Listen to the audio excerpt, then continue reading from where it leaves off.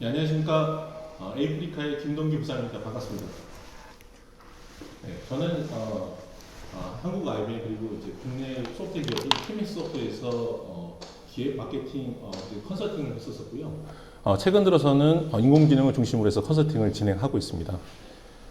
오늘 그 인공지능 교육 시장 동향과 실무형 그 AI 교육 훈련 방안에 대해서 제가 간단하게 설명을 드리도록 하겠습니다.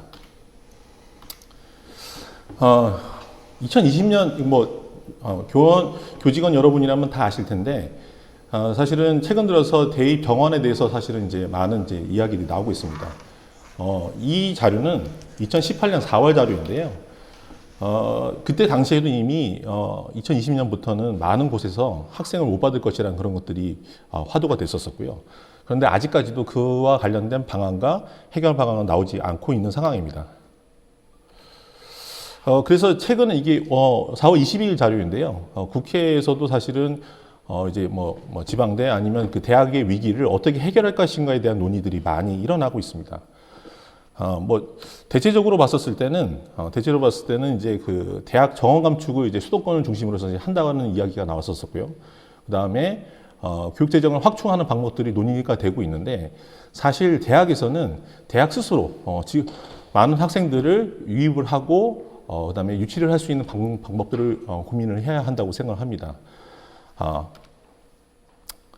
그래서 이게 사실은 대학의 위기고 교육의 위기라고 생각을 하고요. 이런 위기들을 사실은 해결하려고 하면 학생들의 고민을 이해해야 한다고 생각을 합니다. 당연히 대학생들의 고민은 1순위 고민은 취업입니다. 많은 학생들이 졸업 후의 진로에 대해서 많이 고민을 하고 있고요. 그리고 사실 이 고민들을 사실은 교수님을 통해서 이제 상담을 통해서 해결을 하려는 것도 있고, 그다음에 학교에서 지원을 받고 싶어 하는 부분들은 현장 실습과 인턴 교육이라고 합니다. 그리고 또 이제 학생들이 수혜를 받고 싶어 하는 정책들은 그 사실은 이제 재학생 직무 체험, 첫 번째로 있는 것은 이제 청년 구직 활동인데 이런 것들은 사실 이제 돈에 관련된 부분이고요. 학생들이 직무 체험을 많이 원하고 있다는 것이 이제 학생들의 이제 대부분의 이제 그런 희망사항이고요. 그리고 이제 학생들이 일하고 싶은 산업 분야는 당연한 얘기는 하겠지만 최근 들어서 소프트웨어 개발자들이 급여도 많이 올라가고 신입 연봉인데도 5천 이상 준다는 그런 기업들이 많이 생겼습니다. 그러다 보니까 IT 기업, 그다음에 이제 삼성전자와 같은 전자 기업들에서 일을 하고 싶어하는 것이 학생들의 열망입니다. 결과적으로는 대학에서 대학 학생들이 고민하고 있는 부분들을 해결해야 대학의 위기가 해소가 되고, 그런 관점에서 봤을 때 학생들이 고민되는 키워드 3가지, 취업, 직무체험, 정보기술에 관련된 대안들을 어떻게 줄 수 있느냐가 사실은 중요한 것 같습니다. 그러려고 하면 대학생들, 그러니까 취업 시장의 수요자인 4차 산업시대에서 요구하는 인재들, 기업이 요구하는 인재들을 확인해 볼 필요가 있을 것 같습니다. 그 전에 4차 산업 너무나 잘 알고 계시겠지만 제가 간단하게 이제 특징들을 한번 살펴보도록 하겠습니다. 2016년에 이제 다보스 포럼에서 시작됐던 4차 산업혁명 같은 경우에는 이제 가장 핵심적인 가치들이 모든 것이 연결되고 서비스화되고 지능화 자동화된다. 그리고 거기에 핵심 기술은 ICBMA라고 하는데 IoT, 클라우드, 빅데이터, 모바일, 그 다음에 AI라고 합니다.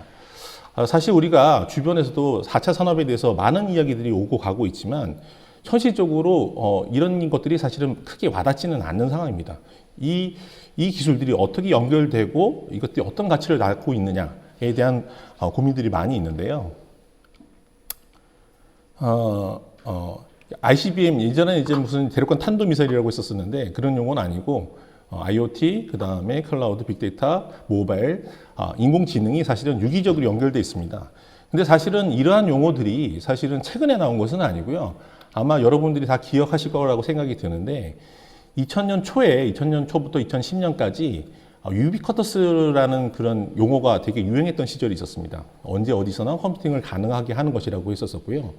그때 당시에는 모든 디바이스에서 컴퓨팅이 가능하다는 의미로 이해하게 됐고, 그러다 보니까 옛날에 UCT, 유클라우드 이런 것들이 많이 유행했던 때가 있었습니다. 그런데 이 시대에는 사실은 이런 것들이 성공적으로 발전하지는 못했었습니다. 왜 그랬을까요? 과거에는 기술이 지금 IoT에 해당되는 기술, 이전 기술이 RFID, USN이라는 기술이 있었었고요. 그다음에 모바일이라는 것들이 있었었는데 이때 당시에는 데이터들이 수집할 수 있는 환경들이 사실은 이제 좋지 않았습니다. 기억하시겠지만 2000년도 말 때 그때 이제 뭐 이제 ADSL이니 아니면 뭐 이제 뭐 드루넷이니 이런 것들이 나오면서 네트워크 속도가 개선되긴 했지만 데이터가 쉽게 수집될 수 있는 환경은 아니었었습니다. 또 한 가지 문제는 뭐냐면 그때 당시에는 컴퓨터가 각 회사마다 그리고 각 장소 기업체마다 따로따로 분산 저장이 돼 있어서 많은 데이터들이 모일 수 있는 환경이 아니었었습니다. 과거에는 이제 아시겠지만 옛날에 메인프레임 시대에서 이제 엔드유저 컴퓨팅 시대로 가서 각 회사나 각 기업, 각 학교에서 따로따로 컴퓨터에 있는 어떤 데이터들을 관리하는 시대가 있었었고요. 지금은 이제 클라우드시로 넘어갔지만 그땐 두 가지 네트워크 속도와 그다음에 데이터 저장의 한계가 있었기 때문에 유비쿼터스가 제대로 이루어지기 어려웠던 시기였었습니다. 그런데 지금 이제 2020년대의 ICBM의 구조에서는 어떻게 바뀌고 있을까요? 데이터들은 IoT, 모바일에서 생성이 되고 이것들이 초고속 네트워크를 통해서 클라우드에 저장을 하게 됩니다. 근데 클라우드 같은 경우에는 데이터를 저장할 수 있는 것뿐만 아니라 컴퓨팅 파워를 제공해서 과거에는 할 수 없었던 빅데이터와 AI 분석을 쉽게 할 수 있는 체계로 바뀌었습니다. 이렇게 분석되고 저장된 데이터가 분석이 되고 인공지능을 훈련을 하게 되면 결과적으로는 사용자들이 어떤 서비스 요청이 있었을 때 이것을 지속적으로 개선할 수 있는 환경이 되는 것입니다. 그래서 저는 4차 산업의 요체를 사실은 이렇게 데이터가 즉시 수집이 되고 분석이 돼서 바로바로 개선될 수 있는 것이 4차 산업의 핵심이자 코어라고 생각을 하고 있습니다. 이것이 어떻게 운영되는지 한번 간단하게 예를 한번 살펴보도록 하겠습니다. 엔비디아, 지금 이제 엔비디아 잭슨이라는 그런 이제 소형 컴퓨터가 있습니다. 라즈베리 파이라고 해서 되게 이제 뭐 5만 원대, 10만 원대의 소형 컴퓨터가 있는데 거기에 GPU가 꽂혀 있는 겁니다. 여러분 아마 아시겠지만 최근 들어서 GPU가 인공지능에 많이 쓰인다는 것은 들어보셨을 겁니다. 예를 좀 들어서 보게 되면 엔비디아 잭슨이라는 게 있고 여기다가 카메라 모듈을 꽂게 되면 이제 CCTV를 바로 만들 수 있습니다. 소형 CCTV를 엔비디아 잭슨이라는 데 꽂으면 이제 CCTV가 돼서 각종에 있는 건설 현장이라든지 공장에서 작업 현장들을 찍을 수가 있고요. 여기서 찍은 것들을 바로 클라우드에 데이터를 전송하게 됩니다. 그렇게 되면 클라우드에서는 지금 즉시 그 데이터를 훈련을 시켜서 사람이 예를 들어서 작업 현장에서 모자를 쓰고 있는지 안 쓰고 있는지, 작업모를 쓰고 있는지 안 쓰고 있는지가 되게 중요한 요소가 있을 수 있는데요. 이런 것들을 훈련시켜서 사람이 작업모를 쓴 것과 쓰지 않은 것을 판별할 수 있게 됩니다. 이렇게 판별된 서비스는 바로 여기 엔비디아에 있는 소형 컴퓨터에 바로 업데이트를 시킬 수 있게 되고요. 이렇게 되면 이때부터 사람이 작업 현장에서도 바로 이제 썼는지 아닌지 확인이 돼서 그 즉시 작업 현장 감독자, 관리자들에게 이래서 보면 그런 위험이 존재한다라고 돼서 그런 알람들이 갈 수 있습니다. 비단 작업모에 국한하지 않고요. 지금은 마스크를 쓴다든지 쓰지 않는다든지 해서 지속적으로 현장에 있는 여러 가지 영상을 학습을 해서 지속적으로 서비스가 개선이 가능한 형태의 서비스가 이루어지게 될 수 있습니다. 이것이 그러니까 지속적으로 아까 전에 말씀드렸던 연결성, 그 다음에 자동화, 지능화라는 것은 사실 이러한 형태로 해서 되고 있고 이런 것을 잘하는 기업들이 현재 전 세계를 이끌고 있습니다. 대표적인 사례가 사실은 페이스북, 소위 팡이라고 불리는 페이스북, 아마존, 애플, 넷플릭스, 그다음 구글이 될 것 같고요. 이런 것을 잘하다 보니까 주가도 계속 올라가고 있는 거겠죠. 사실은 근데 이 회사들이 가장 큰 경쟁력은 아까 전에 말씀드렸지만 어떠한 그런 서비스들이 계속 개선된다고 제가 말씀을 드렸는데 이게 2018년 자료인데 2018년에 아마존은 하루에 2만 3천 번을 서비스를 업데이트를 했다고 합니다. 그리고 구글은 5,500번, 넷플릭스는 500번을 업데이트가 한다고 했는데요. 그만큼 사용자나 원하는 것들, 사용자가 만들어낸 데이터를 분석을 해서 원하는 것들을 계속 개선할 수 있는 회사가 사람들이 더 많이 찾게 되는 것이고 그렇게 하면 할수록 사람들이 더 많이 사용하게 되는 그런 결과를 초래를 하게 됩니다. 그래서 4차 산업은 결과적으로 모든 것이 연결돼서 그것이 분석이 되고 그것이 더 나은 서비스가 제공이 되는 것을 의미를 하는 것이고요. 이러한 순환이 빨리 하면 할수록 국가나 기업의 경쟁력이 강화되는 것이라고 할 수 있습니다. 그렇다고 하면 ICBMA 중에서 가장 중요한 부분이 인공지능으로 계속 떠오르고 있습니다. 그러면 인공지능이 왜 중요할까요? 첫 번째로는 모든 산업 분야에서 적용될 수 있는 부분이 가장 큽니다. 과거에 뭐 IoT라는 기술, 그다음에 클라우드, 빅데이터 이런 모바일이라는 기술들이 나왔었을 때는 사실은 보통 학교라고 한다고 하면 컴퓨터공학과, 뭐 아니면 전기공학과, 그리고 이제 기업에서도 뭐 이제는 IT 기업들 중심으로 해서만 기술이 이제 그 사용되지고 적용이 되어 있었었는데, 인공지능 같은 경우에는 산업 전반에 있는 데이터를 분석을 해서 그것을 통해서 사람을 대체할 수 있는 인공지능을 만들다 보니까 모든 산업과 영역에서 데이터가 있는 모든 분야에서 적용이 되고 있습니다. 그래서 저희 최근에 들어서 저희한테 요구하는 것들이 뭐냐면, 과거에는 저희가 주로 컴퓨터 공학과 교수님을 만났다고 하면 지금은 화학과 아니면 경영학과 등 사실 데이터가 있어서 이걸 통해서 새로운 인사이트나 지식을 얻고 싶으신 산업 분야나 대학교에서 저희를 많이 찾고 계십니다. 그래서 인공지능은 모든 산업에 적용되기 때문에 폭발적인 성장이 가능한 것이고요. 두 번째는 부가가치입니다. 그 맥킨지에서 조사된 바에 따르면 인공지능이 이제로 인한 부가가치가 3.5조에서 5.8조 달러, 우리나라로 따지면 4천조에서 한 6,500조 정도 되는 부가가치를 만들어낼 수 있다고 합니다. 그리고 순수하게 인공지능 시장만 본다 하더라도 한 126조 정도 되고요. 그리고 더 중요한 것은 이게 이제 MIT 테크놀로지 리뷰에서 2019년에 조사한 자료인데요. 전 세계에 있는 600개 기업들을 대상으로 해서 물어본 결과 90%가 AI를 적용한다고 합니다. 아까 전에 제가 간단한 설명을 통해서 인공지능이 산업에 미치는 영향들, 서비스가 개선이 되는 것들을 보여드렸는데, 앞으로는 모든 제품과 서비스에 인공지능 기술이 적용될 가능성이 매우 높아지고 있습니다. 그러다 보니 큰 부가치를 발생하기 때문에 더 많은 관심을 가지고 있는 것이고요. 그리고 성장률입니다. 사실은 이제 ICBM, 그러니까 IoT, 클라우드, 빅데이터, 모바일 중에서 2006년 이제 애플이 아이폰을 나오면서 모바일 시장이 성장이 엄청 컸었죠. 그런데 지금 이제 모바일 시장에서는 이제 성장이 이렇게 많이 일어나고 있지는 않습니다. 그 중에서 이 현재 ICBM이란 기술 중에서 유일하게 한 60%, 물론 시장 조사 기관마다 다 다르기는 합니다만 58.4% 정도의 높은 성장률을 보이고 있습니다. 그만큼 시장에서 산업이 성장한다는 얘기는 자금과 돈, 그리고 많은 사람이 모이게 된다는 뜻이고요. 그러다 보니까 인공지능이 이 5가지 기술 중에서 가장 핵심이라 볼 수 있습니다. 그래서 지금 보게 되면 과거에 제가 기억을 하는데 2000년 초 때 그때 월드와이드 웹이 나오면서 인터넷이 막 확산됐었는데요. 인공지능도 현 시점을 기준으로 해서 그렇게 크게 성장할 수 있는 시기로 사람들이 바라보고 있습니다. 그리고 수요입니다. 지금 정부에서 대대적인 예산을 풀어서 인공지능 관련된 인력들을 양산하려고 엄청나게 많은 노력을 하고 있는데, 그 이유는 현재 2019년 자료이기는 한데요. 2023년 기준에서 한 8천, 그러니까 수급자가 모자라는 게 한 8천만 명 가까이 된다고 하고요. 지금은 더 적용이 많이 되다 보니까 더 많은 사람들이 부족하다고 합니다.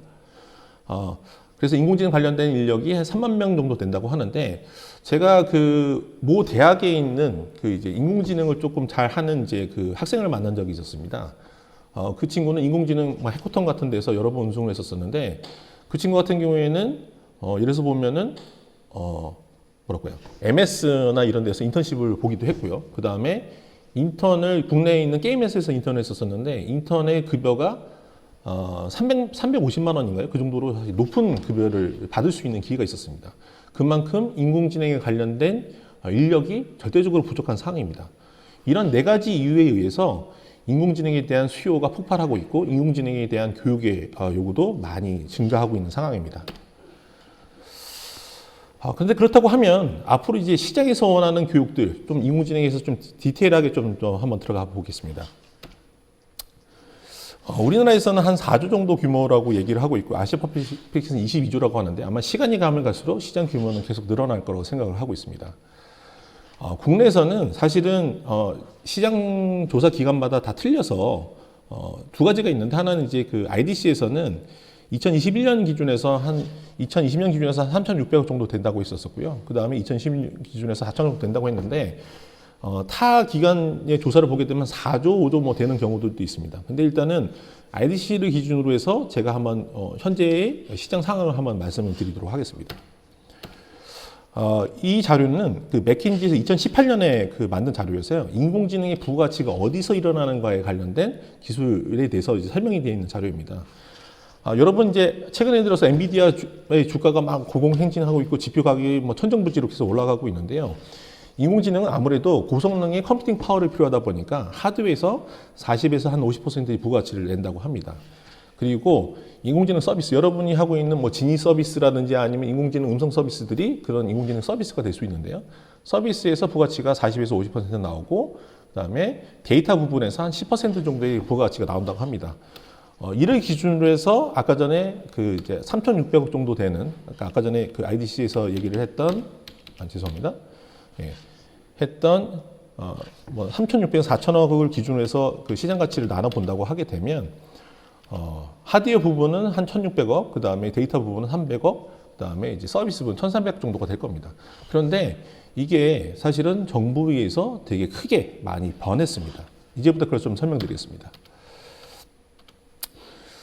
여러분도 아실 겁니다. 작년에 뉴딜 정책이 나오면서 뉴딜에 의해서 정부가 2025년까지 150조 정도 되는 예산을 투입을 한다고 했습니다. 그래서 작년에 발표하자마자 작년에 하반기에 약 5천억 정도를 데이터를 만드는 데이터 댐을 구축하는 데 사용을 하게 됐습니다. 그리고 이거는 올해 초에 이제 나온 자료인데요. 데이터 댐에서 뭐 2.8조 그다음에 뭐 돼 있는데 이게 보면은 여기서 나와 있는 금액만 6.4조가 됩니다. 그래서 인공지능과 관련된 것들이 사실은 정부의 의지 그리고 또 뭐 인공지능과 관련된 기술을 선도하겠다는 그런 의지에 발맞춰서 많은 예산이 현재 투입이 되고 있습니다. 그래서 2021년 예산이 11조 6천억이 되고요. 그 다음에 이 데이터와 인공지능 관련된 것만 하더라도 6.4조가 됩니다. 그래서 이것을 아까 전에 봤던 그 이제 아까 전에 뭐 3천억, 뭐 3천억 정도, 4천억 정도 되는 시장을 놓고 이렇게 봤었었는데 여기에 있던 300억 됐던 그 부분들이 요 부분만 2.8조가 2021년에 투입이 되고 있습니다. 정부에 의해서 시장이 갑자기 크게 확대가 된 것이고요. 그러다 보니까 부가적으로 인공지능 하드웨어 시장, 인공지능 서비스 시장도 사실은 같이 정부 주도에 의해서 성장을 하고 있는 겁니다. 저는 개인적으로는 이 정책이 되게 바른 정책이라고 하는데요. 코로나 시대에 일본과 한국의 디지털 그 격차가 사실 되게 크게 났듯이 이 예산을 잘 활용해서 산업이 켜진다고 하면 우리나라가 전 세계에서 계속 그 리딩을 할 수 있는 국가로 거듭날 수 있는 기회라고 생각을 합니다. 그래서 이런 정책이 잘 돼 있다고 하는데 제가 사실 말씀드리고 싶은 부분은 사실 정부에서 일어나지 않았던 시장이 확대가 되었기 때문에 그만큼 일자리 수요가 많이 증가하고 있다는 것을 의미하고 있다는 것을 말씀드리고 싶습니다. 그래서 관련 시장이 크게 폭발적으로 성장을 하고 있고요. 그다음에 또 한 가지 말씀을 드리게 되면 엔비디아라는 회사에서 뭐 인공지능 되게 유명한 회사인데 최근에 이제 뭐 새로운 GPU를 만들었습니다. 근데 이 GPU의 특징은 하나의 GPU에서 7개를 따로따로 처리할 수 있게끔 분리된 구조로 만들어졌습니다. 좀 어려운 얘기일 수 있는데요. 이 얘기 뭐냐면 앞으로 인공지능 서비스가 많이 적용될 것을 예상을 해서 과거에는 하나의 GPU에서 대규모 데이터를 처리하는 것에 집중을 했다고 하면 지금은 GPU를 훨씬 쪼개서 요소의 인공지능이 서비스가 될 수 있게끔 하는 구조를 만든다는 것을 의미합니다. 그래서 본격적으로 올해 말부터는 인공지능 서비스 시장으로 넘어가고 있다고 말씀드릴 수 있습니다.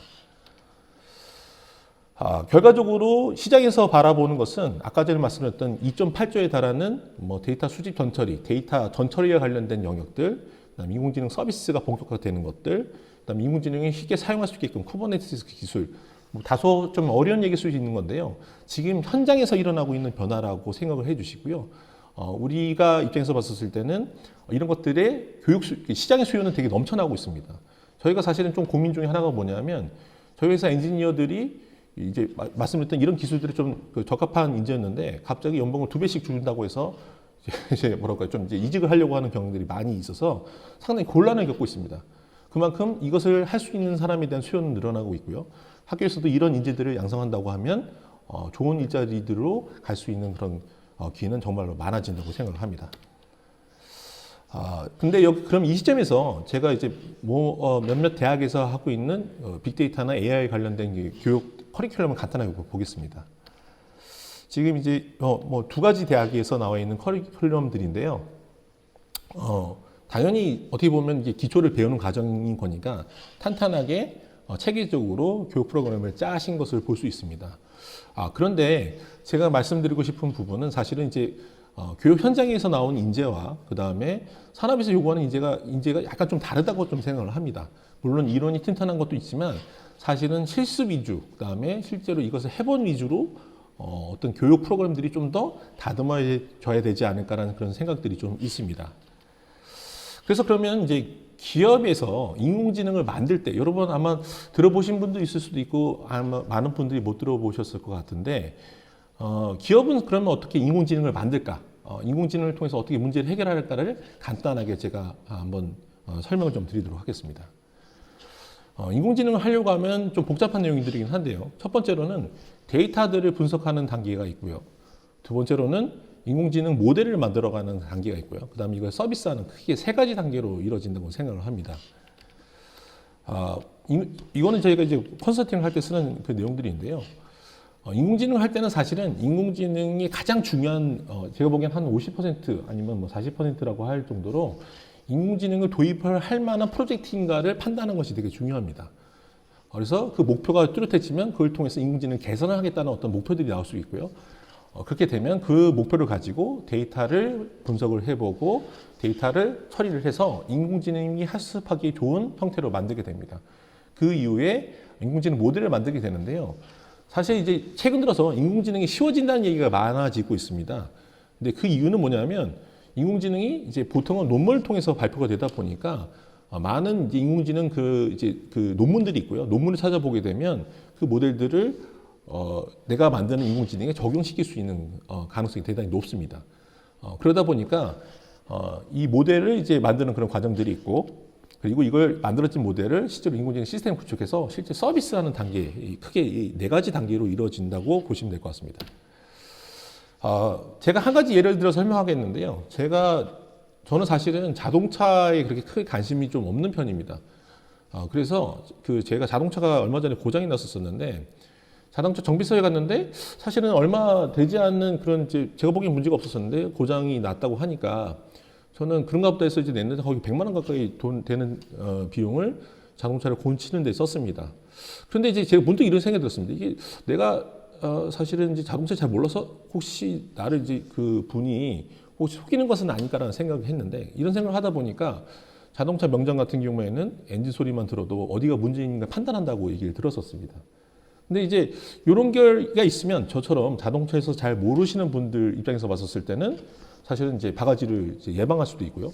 그다음에 정비사 같은 경우에는 사실 처음 했던 초보 정비사라고 한다고 하면 그분이 다 뜯어봐야 될 텐데 소리만 들어서 그런 앱이나 서비스가 있다고 하면 인공지능 해준 서비스가 있다고 하면은 아무래도 그 고장 부위만 바로 이제 바라볼 수 있겠죠. 또 이런 것들이 어떻게 적용할까 보게 되면 요새는 이제 보통 핸드폰이나 모바일로 해서 서비스를 많이 하게 됩니다. 그래서 이 가능성을 제가 한번 찾아봤어요. 찾아봤더니 유튜브에서 차 소리로 고장을 진단하는 법이 있더라고요. 이처럼 사실 인공지능은 사람보다 되게 뛰어난 초월적인 것을 만드는 것이 아니고요. 사람이 대부분의 경우에 있어서는 사람이 경험적으로 축적했던 지식을 지식이라고 하면 사실 데이터겠죠. 그것들이 기계가 할 수 있게끔 하는 과정이라고 보시면 될 것 같습니다.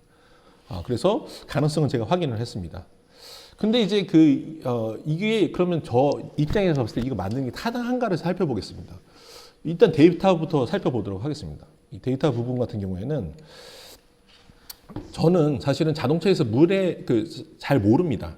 그러다 보니까 그 소리 들어도 잘 알 수가 없고요. 또 한 가지 큰 문제는 뭐냐면 제가 자동차 엔진 소리를 수집할 수 있는 방법이 없습니다. 제가 자동차 정비를 하는 것도 아니고 자동차 회사도 아니기 때문에 이런 데이터를 수집하기 어렵습니다. 그래서 이런 데이터는 사실은 이런 것들은 제가 만들고 싶어 한다 하더라도 현실적으로 불가능합니다. 그래서 이것은 저 입장에서 봤을 때는 불가능한 일이 되겠죠. 만일 데이터를 구할 수 있다고 하면 가능할 수도 있기는 하겠지만 어쨌든 현재 입장에서 봤을 때는 저 입장에서 봤을 때는 어려운 일이라고 생각이 들고요. 또 예를 들어서 저희가 사실은 이제 군에 가서 컨설팅을 한 적이 있었었는데 군에서 요구하셨던 것 중에서 하나가 뭐냐면 그 아이언맨에서 나오는 자비스와 같은 인공지능, 그러니까 그 지휘관이 여러 가지를 듣고서 판단할 수 있는 그런 지휘 보조로서의 AI를 원한다고 말씀하셨습니다. 근데 사실 이제 그 아이언맨에서의 그 자비스는 전제가 모든 정보를 다 알고 있다는 전제에서 보조를 하게 되는데요. 군에서 사실 잘못된 판단을 하게 된다고 하면 군에서는 인명의 사실상 재산의 손실과 이어질 수 있기 때문에 그런 AI를 두는 것은 상당히 위험하다고 볼 수가 있습니다. 그래서 이런 것들은 결과의 정확성에서 중요한 거라고 한다고 하면 군에서는 정말 신중히 도입을 해야 되는 것이고요. 이처럼 다양한 요소, 뭐 데이터 아니면 결과, 문제의 난이도 아니면 비용. 사실은 인공지능을 하려고 하면 사실 많이 돈이 들어갑니다. 이런 여러 가지 요소를 놓고 이 프로젝트가 이 문제가 인공지능을 해결할 수 있는가 없는가를 보는 것이 중요하다고 생각을 합니다.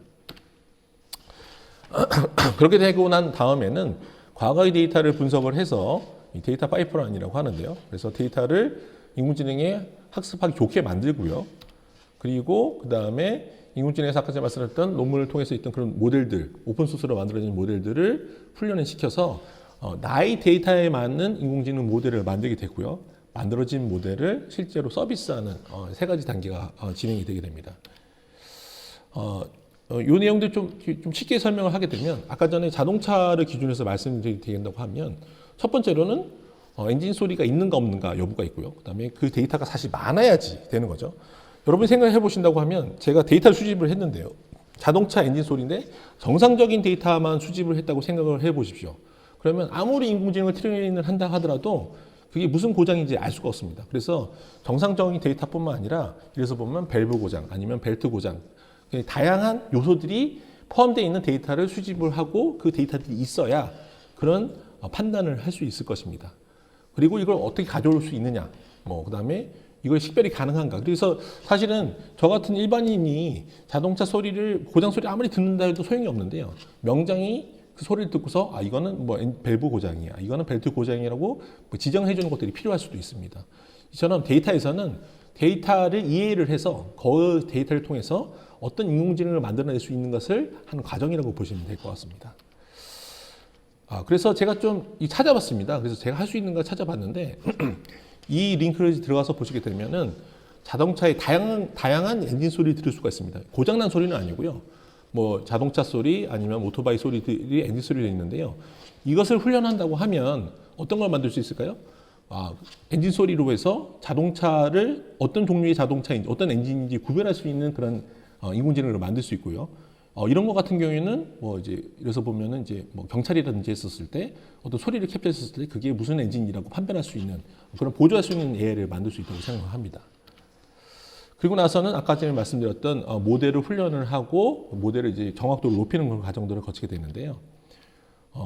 계속 자동차를 비교해서 만들게 되면 그래서 제가 좀 찾아봤습니다. 자동차 엔진 소리로 모델이 있는가 좀 찾아보니까 구글에서 좀 쉽게 좀 찾아보니까 경주용 자동차이긴 합니다. 경주용 자동차에서 엔진 소리를 분석하는 알고리즘이 공개가 되어 있는 것이 있었습니다. 이처럼 생각보다 인공지능을 만드는 과정들이 너무 멀리 있지 않고요. 우리가 조금만 구글링을 해보거나 아니면 좀 찾아보게 되면 논문을 찾아보게 되면 우리가 원하는 AI를 쉽게 만들 수 있는 방법들이 많이 있습니다. 이거는 아까 전에 지금 이제 모델을 말씀드렸는데요. 이런 다양한 모델들이 있고요. 이게 사람을 분류하는 모델, 아니면 음성을 분류하는 모델, 여러 가지 모델들이 글로벌 회사들에서 서비스가 현재 되고 있습니다. 그래서 만들어진 모델들을 실제로 서비스를 하게 되는데요. 그래서 이제 아까 전에 말씀드린 그 데이터를 분석해서 엔진 소리로 해서 그 자동차의 고장을 판별하는 데이터를 만들고 그걸 훈련을 시켜서 만들게 되면 이것을 핸드폰으로 서비스를 할 것인가 아니면은 이거를 이제 전문 기기로 만들어서 서비스를 할 것인가에 대한 그런 것들을 하게 되는 거죠. 그래서 제가 이거를 조금 좀 찾아봤습니다. 찾아봤는데, 이거는 잠깐만요. 제 뒤에 나와 있는데, 좀 먼저 넘기겠습니다. 현대차에서 이미 2018년에 AI 카닥터라는 것을 만들었더라고요. 근데 이게 서비스가 되고 있는지는 사실 잘 모르겠는데요. 아까 제가 말씀드렸던 소리 데이터를 수집해서 소리 유형을 분석하고 특징을 추출한 다음에 실제로 진단하는 서비스를 2018년에 만들었고요. 생각보다 우리 주변에서 이거는 이제 자동차 공학과 관련된 AI를 만든 거지 않습니까? 그래서 데이터가 있는 분야라면 거의 모든 분야에서 인공지능을 만들 수가 있습니다. 제가 다시 좀 뒤로 넘어가겠습니다. 죄송합니다. 이거는 이제 인공지능 서비스를 간단하게 영상인데요. 이거는 이제 저희 회사에서 이제 플랫폼에서 제 인공지능을 좀 쉽게 설명을 드리기 위해서 이제 데모 영상을 만들었습니다. 여기 보면은 이제 네 가지 모델이 있는데 이것은 이제 동물을 판단하는 그런 AI들이 들어있고요. 이 모델들은 인터넷에서 저희가 이제 다운을 받아서 이제 뭐 간단한 훈련을 거쳤습니다. 훈련을 거쳤고요. 그리고 모델들이 현재 이렇게 있고, 그 다음에 죄송합니다. 죄송합니다. 여기 보시면 세이브 모델이라고 있는데요. 이 모델이 실제로 훈련된 인공지능 모델입니다. 그리고 이 모델을 집어넣어서 바로 인공지능 서비스를 이렇게 만들어낼 수 있어서 이 주소로 해서 뭐 데이터를 보내게 되면 그게 뭐 어떤 동물인지를 판단하는 그런 이제 서비스를 이제 바로 이제 실행을 할 수가 있습니다. 실행할 수 있고, 그래서 인터넷에서 예, 저희 제품이 치타인데, 치타라는 것에 주소를 복사를 해서 아까 전에 그 HTTP 주소로 해서 보내게 돼서 보게 되면은 죄송합니다. 99.04%로 치타라는 것을 이제 판별하는 AI를 간단하게 만든 겁니다. 이런 비슷한 서비스는요, 사실은 여러분이 주변에서도 볼 수 있는데요. 가장 게 네이버 앱입니다. 네이버 앱에서 꽃을 찍으시면요, 그 꽃이 장미꽃인지 아니면 무슨 꽃인지를 알려주는데요. 동일한 형태로 서비스가 되는 과정입니다. 그래서 AI가 상당히 어려운 것 같지만 조금 관심과 노력을 기울인다고 하면 쉽게 훈련을 시키고 서비스를 할 수 있습니다. 네. 그래서 말씀드렸지만, 그래서 AI 시스템이 자동차와 관련된 AI를 만들 수 있게 되는 것이고요. 또 다른 산업 현장의 사례를 좀 보겠습니다. 그렇게 되고, 그래서 그러면 이제 이런 실습 위주의 교육, 그 실무 중심 교육을 어떻게 할 수 있을까를 좀 이제 설명을 드리게 되면, 이 자료는 2018년에 맥킨지에서 인공지능을 하기 위한 기술 이제 테크놀로지 스택이라고 해서 발표를 한 건데요. 아까 전에 말씀드린 하드웨어, 그다음에 프로그래밍 언어, 그다음에 인공지능 관련된 뭐 다양한 플랫폼, 데이터, 서비스 이렇게 되어 있는데요. 기본적으로는 하드웨어와 머신러닝 플랫폼, 데이터, 그다음 교육 콘텐츠가 이제 필요로 합니다. 저희가 만나보니까 이제 인공지능이 어쨌든 새롭게 진행이 되는 그 영역이다 보니까 많은 교수님들, 강사분들이 콘텐츠에 좀 고민을 많이 하고 계시고요. 그다음에 인공지능이 이제 복합적으로 이루어지다 보니까 이런 것들이 플랫폼이나 하드웨어 여러 가지 구성을 해야 되면 어려움이 많이 있으신 것 같더라고요. 어쨌든 이 네 가지가 있으면 인공지능이 이제 시작할 수 있다라고 이제 생각하시면 될 것 같습니다. 그래서 인공지능 하려고 하면 아까 전에 말씀드렸지만 데이터 획득을 하고 가공하고 그다음에 모델을 훈련하고 실제 서비스하는 한 5가지 단계로 이루어지게 되게 돼 있고요.